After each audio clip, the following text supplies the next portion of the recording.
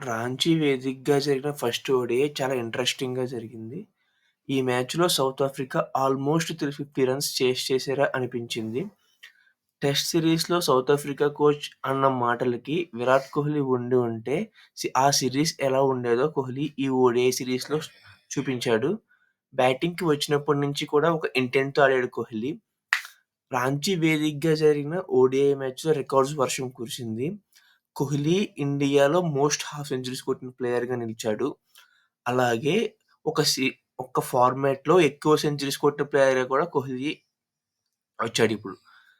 ప్రీవియస్‌గా ఈ రికార్డ్ సచిన్ టెండూల్కర్ పేరు మీద ఉండేది. తన టెస్ట్‌లో మొత్తం 51 సెంచరీస్ స్కోర్ చేశాడు. ఈ సిరీస్‌లో రోహిత్ శర్మ కూడా ఎన్నో యాడ్ అయ్యి ఓడిఐలో ఎక్కువ సిక్సెస్ కొట్టిన ప్లేయర్‌గా రోహిత్ శర్మ వచ్చాడు.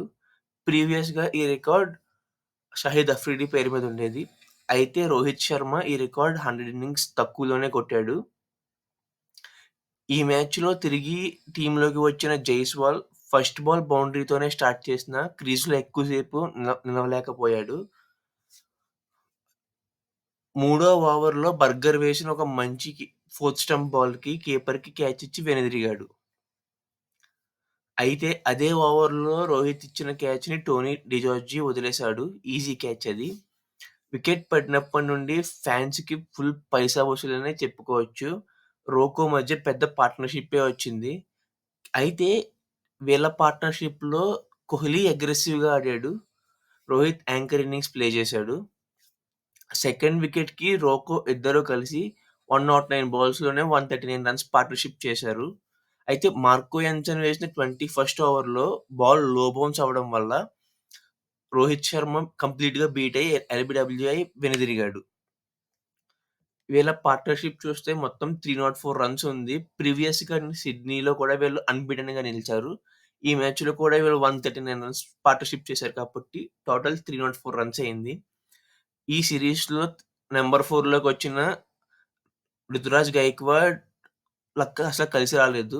ఎందుకంటే పాయింట్‌లో ఒక అద్భుతమైన క్యాచ్ తీసుకున్న డెవాల్ బ్రేవిస్ 27th ఓవర్‌లో. విరాట్ కోహ్లీ ఒక ఎండ్ నుంచి క్రీజ్‌లో సెట్ అయ్యి ఉన్న కొత్తగా వచ్చిన బ్యాట్స్‌మెన్ ఎవరు కూడా ఎక్కువ సేపు క్రీజ్‌లో నిలవలేకపోయారు. పార్ట్నర్‌షిప్ బిల్డ్ అవుతుంది అనుకున్న ప్రతిసారి వికెట్స్ పడుతూనే ఉన్నాయి కన్సిక్యూటివ్‌గా.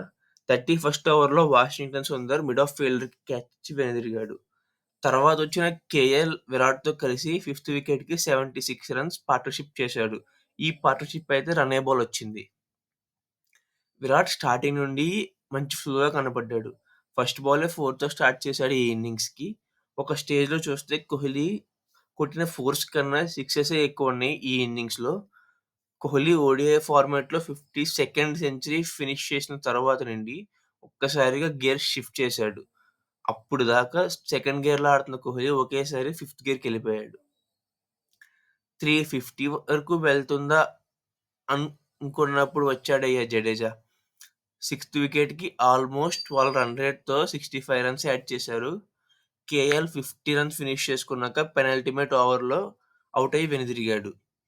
ఇక ఫైనల్ ఓవర్‌లో చూసుకుంటే ఒకేసారి 2 వికెట్లు పడిపోయినియి. అలా 349 ఫర్ 8కి ఇండియా స్కోర్ వెళ్ళింది. Top scorer Kohli 135 runs score చేశాడు. సౌత్ ఆఫ్రికాకి చూస్తే సుబ్రియన్ తప్పితే ప్రతి బౌలర్ కూడా 2 వికెట్స్ తీశాడు.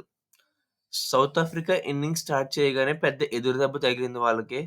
ఓపెనర్ రయాన్ రికల్టన్ అలాగే క్వింటన్ డీకాక్ ఇద్దరూ కూడా కన్సిక్యూటివ్ డెలివరీస్‌లో ఔట్ అయిపోయారు. వాళ్ళ కెప్టెన్ కూడా వెంటనే పెవిలియన్‌కి చేరుకున్నాడు.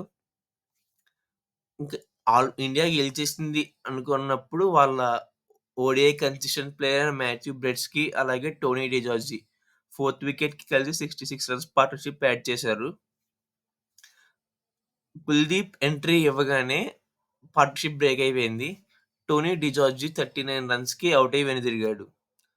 ఇంకా తరువాత సౌత్ ఆఫ్రికా చిచ్చర పిడిగైన Dewald Brevis quick fire knock ఆడి మాథ్యూ బ్రెట్స్‌కీతో ఒక స్పీడ్‌గా 53 రన్స్ పార్ట్నర్‌షిప్ చేశాడు.